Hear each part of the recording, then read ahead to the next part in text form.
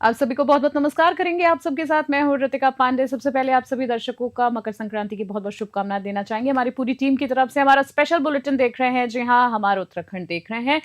और हरिद्वार से खबरों की शुरुआत करें तो उत्तराखंड में मुख्यमंत्री पुष्कर सिंह धामी के स्वच्छ भारत, जी हाँ, स्वच्छ उत्तराखंड अभियान की ज़मीनी हकीकत जो है, जी हाँ, धर्मनगरी हरिद्वार में सवालों के घेरे में आ गई। अब ऐसा हम क्यों कह रहे हैं, हम आपको बता रहे हैं, जहां वर्षों से बैरागी कैंप में जमे अवैध अतिक्रमण को हटाने में नगर निगम पूरी तरीके से नाकाम नजर आ रहा है। साथ ही साथ आपको बता देते हैं, जहां हालत ये हो गई है कि खुद जिलाधिकारी मयूर दीक्षित को कमान संभालनी पड़ रही है। डीएम के औचक निरीक्षण के बाद अब प्रशासन गहरी नींद से जागता हुआ नजर आ रहा है। हरिद्वार के बैरागी कैंप में जिलाधिकारी मयूर दीक्षित ने खुद मोर्चा संभाला है और सफाई व्यवस्था का जायजा तक लिया है। निरीक्षण के दौरान बैरागी कैंप की मुख्य सड़क के दोनों और वर्षों पुराना अवैध अतिक्रमण पाया गया है। जिलाधिकारी ने नाराजगी जताते हुए स्पष्ट किया है कि नगर निगम और सिंचाई विभाग को पहले भी निर्देश दिए गए थे, लेकिन कार्रवाई न होने के कारण उन्हें स्वयं धरातल पर उतारना पड़ा है। अब प्रशासन की बात करें, जी हाँ, वो पहले तो खुद धरातल पर उतरे और उसके बाद अब प्रशासन की बात कर रहे हैं। प्रशासन ने अतिक्रमणकारियों के खिलाफ सख्त रुख अख्तियार किया है और जल्द ही सड़क किनारे बने अवैध ढांचों को ढहाने की भी तैयारी की जा रही है। हरिद्वार से तनवीर अली की स्पेशल रिपोर्ट। देखिए, लगातार हम लोग अतिक्रमण पे कार्रवाई कर रहे हैं और आज भी शहर क्षेत्र में जो हमारे सिंह द्वार ऋषिकुल ब्रिज, इसके अतिरिक्त बैरागी कैंप के आसपास का एरिया और नगर निगम के अन्य क्षेत्रों का निरीक्षण किया गया। वहाँ पर कई पुराने अतिक्रमण भी चिन्हित किए गए थे, जिन पर आज कार्रवाई की गई है और पूरे कुंभ मेला क्षेत्र को अतिक्रमण मुक्त कराने के लिए लगातार हम कार्रवाई कर रहे हैं।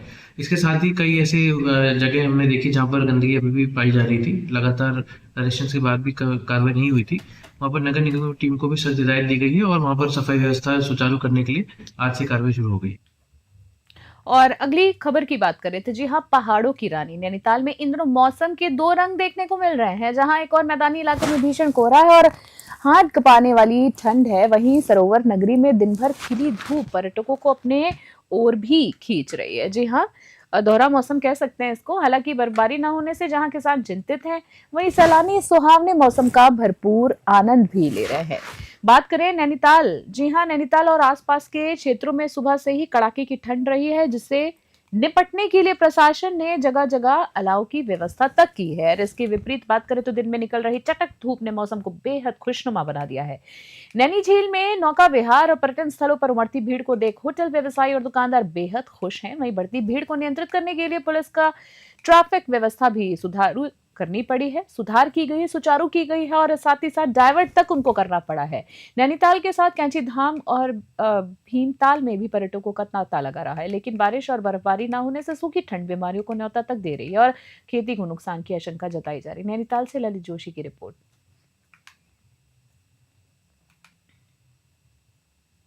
और अगली खबर की बात करें तो जी हाँ, उत्तराखंड के सीमांत क्षेत्र खटीमा में खनन माफियाओं के हौसले बुलंद हैं, लेकिन प्रशासन भी अब आर पार के मूड में साफ तौर पर नजर आ रहा है। विधानसभा क्षेत्र के दुरुस्त ग्राम सभा दिया में ईंट भट्टों की आड़ में कमान नदी का सीना चीर रहे अवैध खनन कार्यों पर एसडीएम ने बड़ी कार्रवाई की है। वहीं गुप्त सूचना के आधार पर हुई इस छापेमारी से क्षेत्र में मिट्टी माफियाओं में हड़कंप मच गया है। खटीमा को दिया ग्राम सभा क्षेत्र में कमान नदी पर अवैध मिट्टी खनन की सूचना मिलने पर उप जिलाधिकारी तुषार सैनी अपनी टीम के साथ मौके पर पहुंचे हैं। कार्रवाई के दौरान टीम ने मिट्टी से भरी 2 ट्रैक्टर ट्रॉलियों को रंगे हाथों पकड़कर सीज कर दिया है। उन्हें तहसील परिसर लाया गया है। बता दें आपको, एसडीएम ने स्पष्ट किया है कि मिट्टी खनन की अनुमति केवल निजी खेतों के लिए दी जाती है, न कि नदी के डूब क्षेत्र के लिए। नदी के स्वरूप खिलवाड़ करने वाले इन माफियाओं के खिलाफ अब कठोर कानूनी कार्रवाई की तैयारी की जा रही। खटीमा से अशोक सरकार की खास रिपोर्ट।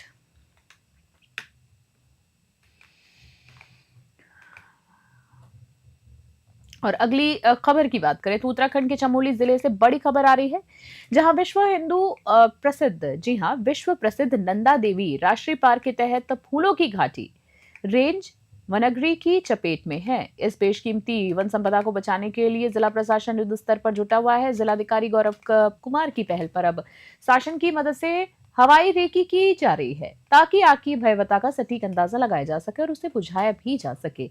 चमोली के फूलों की घाटी रेंज में लगी आग ने प्रशासन की चिंता बढ़ा दी है। आग बुझाने के कवायद, जी हां, बात करें तो कवायद के तहत जिलाधिकारी गौरव कुमार के अनुरोध पर शासन ने हेलीकॉप्टर के जरिए प्रभावित क्षेत्र का निरीक्षण किया।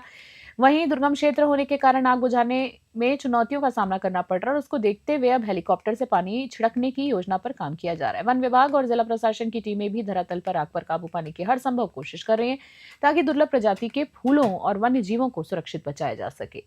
चमोली से सुरेंद्र धनित्रा की विशेष रिपोर्ट। देखिए, अभी जो प्राप्त वस्तु स्थिति है उसके अनुसार फूलों की घाटी के सामने वाले पर्वत क्षेत्र में वनाग्नि की घटना है और सैटेलाइट इमेज से प्राप्त सूचना के अनुसार लगभग 10 से 15 हेक्टेयर क्षेत्र है जो प्रभावित है।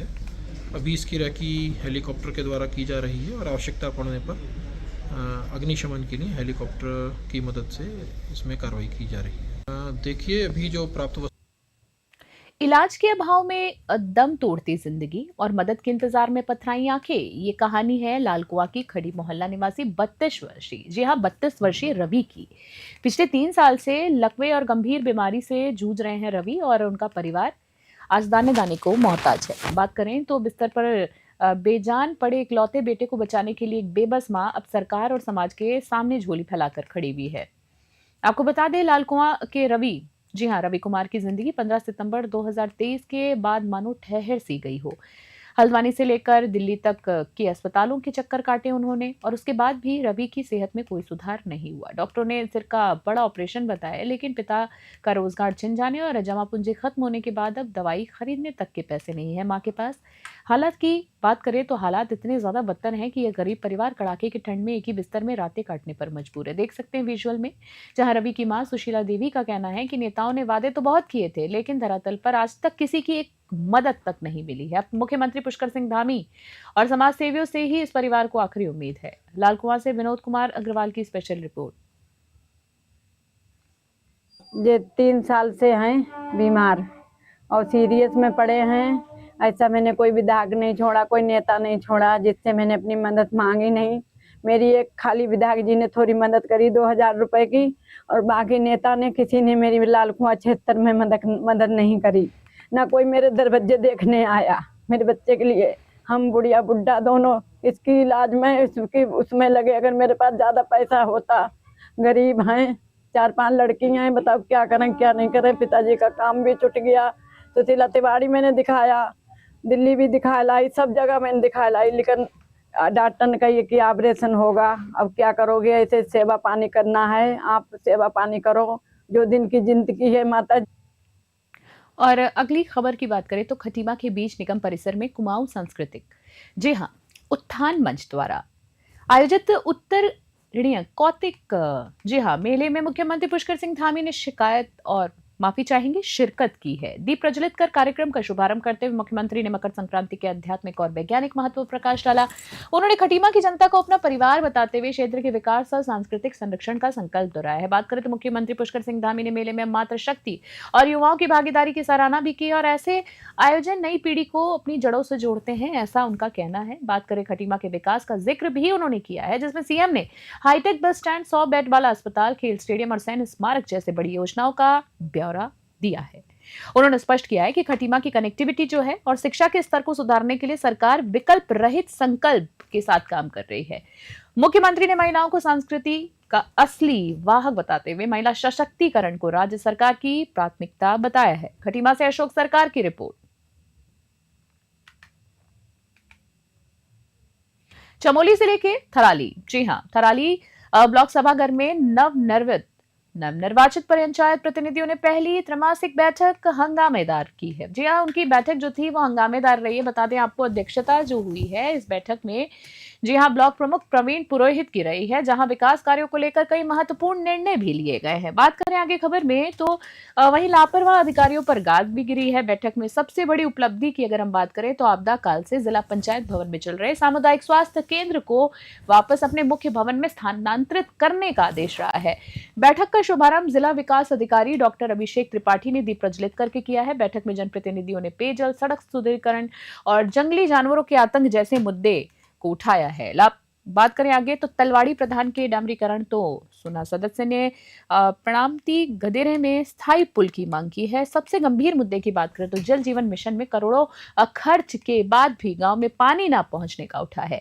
मुख्य विकास अधिकारी ने तैयारी के बिना आए अधिकारियों को जमकर फटकार भी लगाई और लोक निर्माण विभाग और एनपीसीसी के अधिकारियों का वेतन काटने की चेतावनी दी है। ब्लॉक प्रमुख ने आश्वासन दिया है कि किसी भी ग्राम पंचायत के साथ विकास में भेदभाव नहीं होगा। चमोली से ब्यूरो रिपोर्ट देख रहे हैं।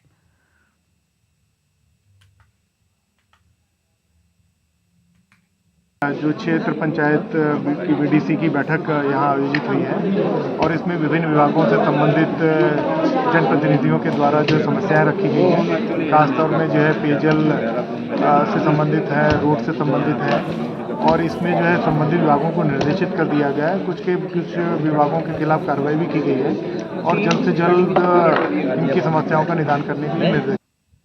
और अगली खबर की बात करें, जी हाँ, जहां पर हरिद्वार में रानीपुर मोड़ पर लोहड़ी के पर्व के दौरान उस समय हड़कंप मच जाता है जब एक वाहन चालक अचानक थू जो है वाहन करने लगता है। जी हाँ, भीड़ भाड़ वाले इलाके में आग की लपटें देखकर लोगों में दहशत का माहौल फैल गया। लेकिन मौके पर तैनात हरिद्वार पुलिस, जी हाँ, हरिद्वार पुलिस ने जाबाजी दिखाई। अधिकारियों ने अपनी जान की परवाह बिना किए मोर्चा संभाल लिया और एक बड़े हादसे को टाल दिया। रानीपुर मोड़ पर लॉरी के चहल पहल के बीच एक कार में अचानक भीषण आग लग गई। जहां आपको बता दें, स्थिति की गंभीरता को देखते हुए ट्रैफिक इंस्पेक्टर हितेश शर्मा और एसआई खेमेंद्र गंगवार ने बिना देरी किए पास ही दुकानों में अग्निशमक यानी फायर एग्जीक्यूशन उठाए और खुद आग बुझाने में जुट गए। पुलिसकर्मियों ने इस त्वरित रिस्पांस और साहस की बदौलत, जी हाँ, और साहस की बदौलत फायर ब्रिगेड के पहुंचने से पहले ही आग पर काफी हद तक काबू पा लिया। वहीं बात करें तो पुलिस के इस टीम वर्क और जाबाजी की स्थानीय लोगों ने जमकर सराहना की है, क्योंकि थोड़ी सी भी देरी बड़े धमाके या जान माल के नुकसान का कारण बन सकती थी। हरिद्वार से तनवीर अली की खास रिपोर्ट देख रहे हैं।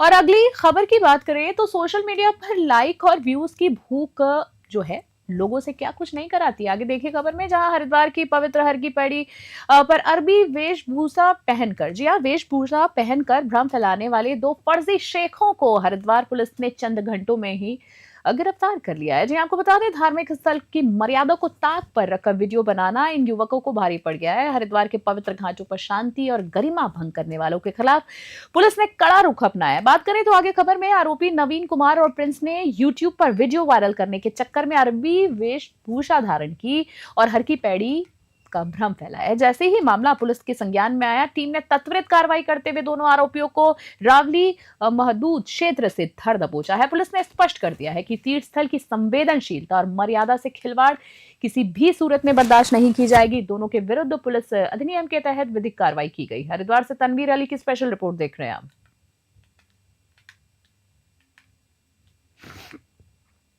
और अगली खबर की बात करें, जी हाँ, जहां पर बता दें आपको, आज मकर संक्रांति के पावन अवसर पर धर्मनगरी हरिद्वार में आस्था का जनसैलाब उमड़ पड़ा है। बात करें आगे खबर में तो भीषण ठंड है, जैसे कि हम सभी जानते हैं, और शीतलहर के बावजूद सुबह तड़के से ही लाखों श्रद्धालु मोक्षदायिनी मां गंगा की डुबकी लगा रहे हैं। वहीं बात करें तो हर की पौड़ी के ब्रह्मकुंड पर दिव्य नजारा देखने को मिला है, जहां श्रद्धालुओं के साथ साथ पहाड़ों से आई देव डोलियों ने भी गंगा स्नान किया है। प्रशासन ने सुरक्षा का पुख्ता इंतजाम किया ताकि श्रद्धालुओं को किसी भी प्रकार की असुविधा का सामना न करना पड़े। बात करें आगे खबर में तो मकर संक्रांति के अवसर पर सूर्य उत्तरायण पर्व पर हरिद्वार के सभी घाटों पर श्रद्धालुओं की भीड़ देखी गई है। विजुअल में साफ तौर पर देख सकते हैं आप, जहां आपको आगे बता दें, पुण्य लाभ की कामना के साथ लोग मां गंगा की डुबकी लगा रहे हैं और दान पुण्य भी कर रहे हैं। सुरक्षा व्यवस्था की बात करें तो चाक चौबंद रही है, जिसमें प्रशासन ने पूरे मेले क्षेत्र को 8 जोन और 22 सेक्टर में विभाजित किया है। चप्पे चप्पे पर पुलिस बल तैनात है